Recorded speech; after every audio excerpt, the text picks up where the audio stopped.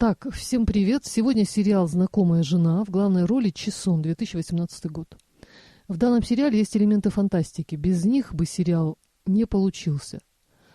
Здесь сработал эффект «мы ценим, когда теряем». То есть у главного героя была семья, жена, 2 детей. Муж и жена оба работали со всеми вытекающими. Вечный недосып, раздражительность, взаимные упреки, опоздание на работу, споры, кто должен забрать ребенка из садика и так далее. И однажды главный герой попадает на машине в такое место, где происходит перемещение назад в прошлое. И он решает в этом прошлом поменять жену. Поначалу все было неплохо, но потом возникли другие проблемы, связанные с новой женой из богатой семьи, которая с пренебрежением относилась к родственникам мужа, да и к самому мужу. Так что, избавившись от вороха старых проблем, он приобрел кучу новых. И старые проблемы уже не казались ему такими уж ужасными. В этой новой жизни бывшая жена была просто коллегой, и они вместе работали в банке. Он-то знал, что она была его женой, а бывшая даже не догадывалась об этом.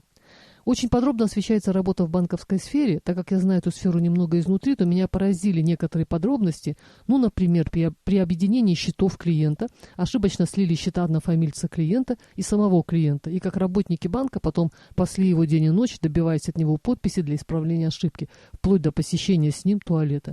Именно так все и бывает. Когда-то давно в романе Сидни Шелдона «Если наступит завтра» я прочитала фразу «Нигде так тщательно не исправляют ошибки, как в банке». Смысл такой, за дословность не ручаюсь. А то бывают такие фильмы и сериалы, что непонятно, где люди работают и на что они живут. И мне нравится, что в корейских сериалах четко обозначено, где персонажи трудятся и на какие средства существуют.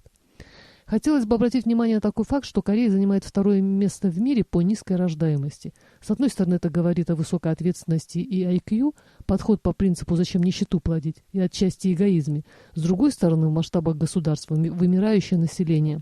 Наверное, поэтому почти всегда в фильмах про семью делается упор на трудности воспитания детей. Если честно, я не понял, зачем они оба работали. С маленькими детьми это нереально. Мне не показалось, что они жили в нищете. Проще одному работать, другому брать на себя детей полностью. Да, возможно, где-то нужно еще сильнее сэкономить, но так все равно проще. Плюс, зачем 2-й ребенок, когда и так тяжело? А еще вот сейчас я слушал и подумал, что ехать на машине, чтобы перемещаться во времени, это же отсылка к фильму «Назад в будущее». Наверное, оттуда черпали вдохновение. Еще меня поразил факт, какое значение для главного героя имела игровая приставка и игры на ней. То есть семьянин, работающий в такой изматывающей напряженной банковской сфере, тайком от жены ночью пробирался к этой приставке, чтобы поиграть. И когда она сломалась, он и из заначки взял деньги и купил новую, спрятал, но жена нашла, утопила приставку в ванне, и это стало последней каплей, и он решил вернуться в прошлое и поменять жену. Это еще раз говорит о том, что с финансами все было не так уж и плохо. А жена дура. На 2018 год эта приставка актуальна, значит, стоит приличных денег. Зачем же ее топить, когда можно было продать? И вообще он же не взял деньги у нее, купил на свои. Есть здесь противоречие. С одной стороны, она готова есть просроченную еду и вообще против того, чтобы любую еду выбрасывали. Это, кстати, отличное качество для женщины. Я о такой жене могу только мечтать. С другой стороны, она своими руками топит в ванне кучу денег. Такого не может быть. Тот, кто готов испортить предмет, тот и еду будет выбрасывать. Если человек ценит съедобные вещи, с какой стати он не будет ценить несъедобные? И то, и другое – деньги. А ведь ее взбесила именно трата денег. По поводу важности игр. Для геймеров они очень важны. Это абсолютный аналог выпивки и, наверное, прочих более сильных средств. С той разницей, что после окончания сеанса игры человек остается абсолютно трезв. Повышается тонус, и если прохождение игры было успешным, еще и настроение улучшается. В зависимости от вида игры это может быть адреналин, драйв или сродни прочтению книги или просмотру фильма, если сюжет сильно развит. Садясь за игру, ты забываешь обо всех проблемах, пусть временно, но это классно. Возможно, в какой-то степени это вредит зрению, но печени и всему организму навряд ли.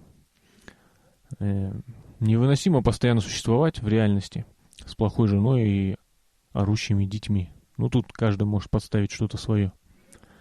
Интересно, что в фильме много машин «Шевроле» и один «Кадиллак». В титрах я увидел, что они спонсоры.